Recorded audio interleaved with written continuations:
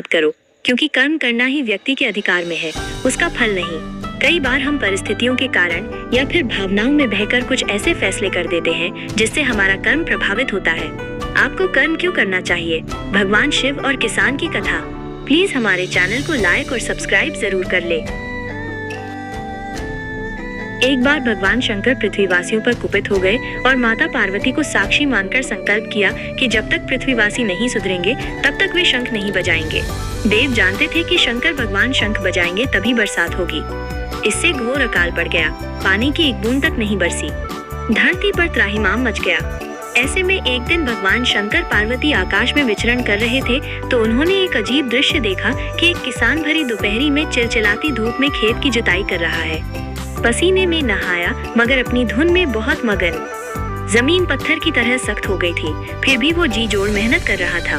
उसकी आंखों में आत्मविश्वास था और उसके पसीने की बूंदों से उम्मीद टपक रही थी। भोलेनाथ व पार्वती बदले हुए वेश में आकाश से नीचे उतरे और उससे कहा, अरे भाई, तू क्यों बेकार कष्ट उठा रहा है? सूखी बंजर धरती में केवल पसीने बहाने से ही खेती नहीं होती। किसान ने हल चलाते चलाते ही जवाब दिया, हाँ बिल्कुल ठीक कह रहे हैं श्रीमान, मगर हल चलने का गुण भूल न जाऊं, इसलिए मैं हर साल पूरी लगन के साथ जुताई करता हूँ। जुताई करना भूल गया तो केवल वर्षा से खेती हो सकेगी क्या? मेहनत का अपना ही परम आनंद है। मैं लोभ के लिए खेती नहीं करता। किसान की बात सुनकर महादेव को भी लगा कि मैं भी तो परम आनंद की अनुभूति के लिए ही शंख बजाता हूँ। मुझे भी शंख बजाए 1 बरस बीत गए, कहीं शंख बजाना भूल तो नहीं गया। उन्होंने तुरंत अपनी झोली से शंख निकला और जोर से फूंका। चारों ओर बादल की घटाएं घूमड़ पड़ी, बिजली चमकने लगी और जोरदार बारिश होने लगी। इस वर्षा के स्वागत में किसान के पसीने की बूंदें पहले ही खेत में गिरकर चमक रही थीं।